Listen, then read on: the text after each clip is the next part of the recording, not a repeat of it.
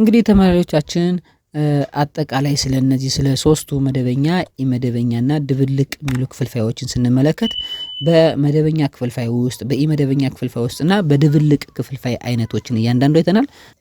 መደበኛ ክፍልፋይ ማለት ምን ማለት ነው? ኢመደበኛ ክፍልፋይ ማለት ምን ማለት ነው?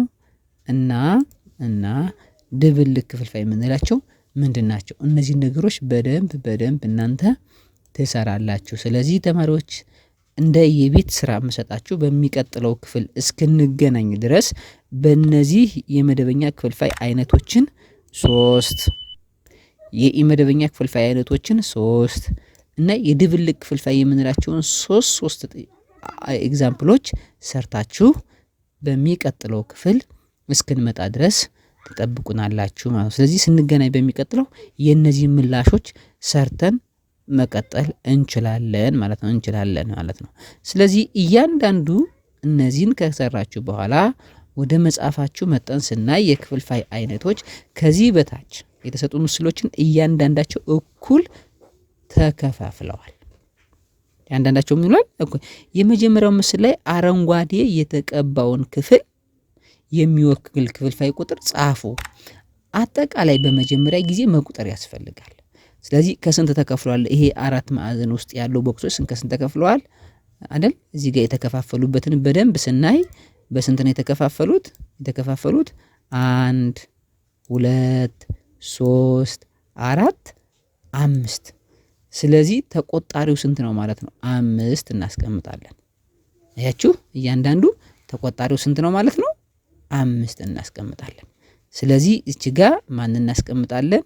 መጀመሪያ እንደዚህ በአጠቃላይ ከቆጠርነው በኋላ 5ን እዚች ጋር እናስቀምጣለን። 5ን አስቀመጥኩ። ከዚህ ውስጥ አረንጓዴ የተቀባው ስንት ነው? እዚህ ጋር እቺ ተቀብታለች እና እቺ ተቀብታለች። ስለዚህ ይሄ ስንት ማለት ነው? 3/5 ማለት ነው። 3/5። ነጭ የተቀባው ስንት ነው? ከአምስቱ ውስጥ ነጭ የተቀባው ደግሞ ስናይ እዚህ ጋር ነጭ የተቀባው ደግሞ 3 እና 5 ላይ ያሉት ነጭ ናቸው። ስለዚህ 1 2 አይደለ? ነጭ የተቀባው ደግሞ ስንት ነው? 2/5 ስለዚህ እነዚህ 3/5 እና 2/5 ጠሪው ከተቆጣሪው ያንሳሉ አይደል? ስለዚህ ምን አይነት መደበኛ ክፍልፋይ ነው ማለት ነው። መደበኛ ክፍልፋይ ነው። ወይም ከዚህ ይሄ ይበልጣል፣ ወይም ደግሞ ይሄ ከዚህ ይሄ ይበልጣል፣ ወይም ደግሞ ይሄ ከዚህ ያንሳል።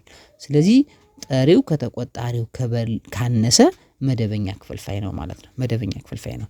ስለዚህ መጀመሪያው ምስል ላይ ነው። ሁለተኛው ምስል ላይ ቀይ የተቀባው ክፍልፋይ የሚወክለው ስንት ነው? እንደ ቅድም እንዳልኳችሁ መጀመሪያ በዚህ ክብ ውስጥ ይሄ ክብ ከስንት ነው የተከፈለው? 1 አሁን ይሄ ክብ ከስንት ነው የተከፈለው? እያንዳንዱ ስንመለከት ይሄ ክብ የተከፈለው 1 ያንዳንዱ ስንመለከተው ይሄ ክብ የተቀባው ከስንት ነው? ይሄ ክብ 1 2 3 4። ስለዚህ ክቡ መጀመሪያ ከ4 ተከፍሏል ማለት ነው። ከአራት ስለተከፈለ ምን እናደርጋለን? ተጠሪውን ወይም ተቆጣሪውን 4 እናደርገዋለን።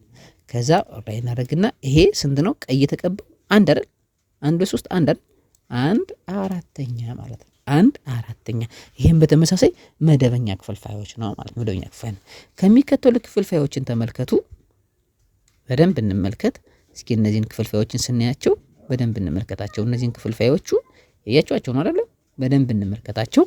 ስለዚህ እነዚህን ስንመለከት እያንዳንዱ ክፍልፋዮችን ስንመለከት የመጀመሪያው 5/4፣ የሁለተኛው 3/10፣ የሶስተኛው 7/6፣ 13/10 እና እያንዳንዱ ስንመለከታቸው ቁጥሮች በዚህ መክተው። ስለዚህ ጥያቄውን ስንሰራ ጠሪያቸው ከቆጣሪያቸው የሚያንሱ ክፍልፋዮች የትኞቹ ናቸው?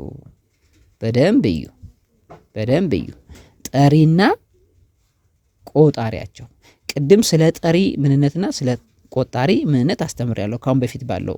ስለዚህ ለምሳሌ 5/4 ስንወስድ 5/4 እንደ ኤግዛምፕል እንውሰድና የትኛቱን ወሰድና እችን 5/4 ወሰድና እችን 5/4ኛን እንደመነሻ ስንወስድ ጠሪያቸው ከቆጠሪያቸው የሚያንሱ ስለዚህ 5/4ኛ ጠሪ የትኛው ነው? ማናት? በ5/4ኛ ውስጥ ጠሪ 5 ተቆጣሪዋ ስንት ናት? 4 ስለዚህ ጠሪያቸው ከቆጣሪያቸው የሚያንሱ ክፍልፋዮችን ውሰዱ። ጠሪያቸው ከቆጣሪያቸው አነሰ ማለት ምን ይባላል? መደበኛ ክፍልፋይ። መደበኛ ክፍልፋዮችን መለየት ማለት ነው። መደበኛ ክፍልፋዮችን መለየት ማለት ነው። ስለዚህ መደበኛ ክፍልፋዮችን ስንለያቸው እያንዳንዳቸው ጠሪያቸው ከቆጣሪያቸው የሚያንሱ ይሄ 3/10ኛ 3 ከ10 ያንሳል አይደል? 3/7ኛ 3 ከ7 ያንሳል አይደል?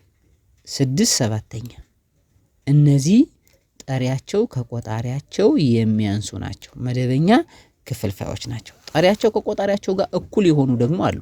ይሄ ምንድነው? እኩል ነው የሆነ ይሄ ጠሪያቸው ከቆጣሪያቸው ጋር እኩል የሆነች ናት። በተመሳሳይ ጠሪያቸው ከቆጣሪያቸው የሚበልጡ ክፍልፋዮች የትኞቹ ናቸው? እኩል የሆኑስ አሉን ይላል። እኩል የሆኑ ማን አለ? እቺ 3/3 ስንተኛ? 3ኛ አለች። 3/3 እኩል የሆኑ ናቸው። እኩል የሆኑ ናቸው። በተቃራኒው ደግሞ ጠሪያቸው ከቆጣሪያቸው ክፍልፋዮች የሚበልጡት ደግሞ እነማን ናቸው? 3/3 እና እችኛይቱ ትበልጣለች። ይሄም በተመሳሳይ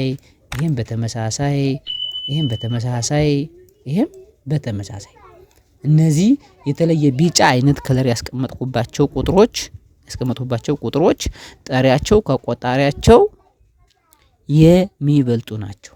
እኩል የሚሆኑት ደግሞ እነዚህ ናቸው። 3/3 እና 7/7 3ን ለ3 ታካፍሉት 1 7ን ለ7 ታካፍሉት 1 መልሳቸው 1 የሆኑት ናቸው ማለት ነው። ቆጣሪያቸው እንደዚህ የሆኑት ደግሞ ምን ይባላሉ? እነዚህ ጠሪያቸው ከቆጣሪያቸው ያነሱና የበለጡትን አንድ ባንድ አይተናል ማለት ነው። ከላይ በተግባር አንድ እንደተመለከተው ጠሪያቸው ከቆጣሪያቸው የሚያንስ ክፍሎች መደበኛ ክፍልፋይ። እዚህ ጋር የምናገኛቸው መልሶች የትኞቹ ናቸው? መደበኛ ክፍልፋዮች። በተመሳሳይ ደግሞ እዚህ ጋር የምናገኛቸው መልሶች ደግሞ ምንድናቸው? ኢመደበኛ ክፍልፋዮች ናቸው ማለት ነው። ኢመደበኛ ክፍልፋዮች ናቸው። ምክንያቱም ያነ ከዛ ጠሪው ከተቆጣሪው የሚበልጥ ከሆነ ኢመደበኛ ክፍልፋዮች ናቸው። ለምሳሌ 3/10ኛ 1/4ኛ 5/7ኛ 67 100ኛ እነዚህ ምንድናቸው ይባላሉ? እዚህ ምንድናቸው? መደበኛ ክፍልፋዮች ናቸው። መደበኛ ክፍልፋዮች ይባላሉ ማለት ነው። መደበኛ ክፍልፋዮች ናቸው እነዚህ እያንዳንዱ መደበኛ ክፍልፋዮች። ለምን እነዚህ ቁጥሮች ከእነዚህኞቹ ቁጥሮች ወይም ደግሞ የላይኞቹ ከታችኞቹ ቁጥሮች ምን ስለሆኑ? ስለሚያንሱ። የላይኞቹ ከታችኞች ስለሚያንሱ መደበኛ ናቸው ማለት ነው። እስኪ በተቃራኒው ኢመደበኛ የሆኑትን ደግሞ እናያቸው። ኢመደበኛ የምንላቸው ደግሞ የትኞቹ ናቸው? የላይኛው እነዚህ ላይ ያሉት ከማን ያሉት ይበልጣሉ? ከታች ካሉት ከነዚህ ጋር የሚበልጡ ከሆነ ደግሞ ምንድነው የሚባለው? ኢመደበኛ። እንግዲህ ተማሪዎች በተግባር የምታዩት እነዚህን በቀጣይ ስንመጣ እንድናያቸው አንድ ባንድ ሰርታችኋቸው የምጠብቃቸው ነው። 2 እኩል መጠን ያላቸው ካርዶች በመጠቀም የሚከተሉትን ስሩ ነው የሚለው ትዕዛዙ ማለት ነው። በደረጃ 1 ላይ አንደኛው ካርድ ወይም ወረቀት ሙሉውን ቀለም ቀቡት። 4 ማዕዘን የሆነች ወረቀት አዘጋጁና ሙሉውን ቀቡት። ይህንን አንድ ሙሉ ነገር ወይም አንድን ይወክላል። አንድ ሙሉ ነገር ነው። ሁለተኛውን ወረቀት ለ3 እኩል ትከፍሉታላችሁ። ሁለተኛውን ደግሞ ምን ታደርጋላችሁ? ወረቀቱን ለ3 እኩል ትከፍሉታላችሁ። ያያችኋት? ለ3 ትከፍሏታላችሁ። 1 2 3 እኩል ትከፍሉታላችሁ። ስለዚህ የአንዱ ክፍል ቀለም ቀቡት። አንዷን ብቻ ከ3 መስመር አወጣችሁ ከቀባችሁ በኋላ አንዷን ብቻ ቀለም ቀቡ። ስለዚህ 1/3 የሚለውን ግልጽ ይሆንላችኋል። መደበኛ ክፍልፋይ ነው። ለምን? ጠሪው ከቆጣሪው ስለሚያንስ ማለት ነው። ወይም ደግሞ ቆጣሪው ከጠሪው ስለሚበልጥ ማለት ነው። በደረጃ 3 ደግሞ የመጀመሪያውን ሙሉ ወረቀት ለ3 እኩል እጠፉት።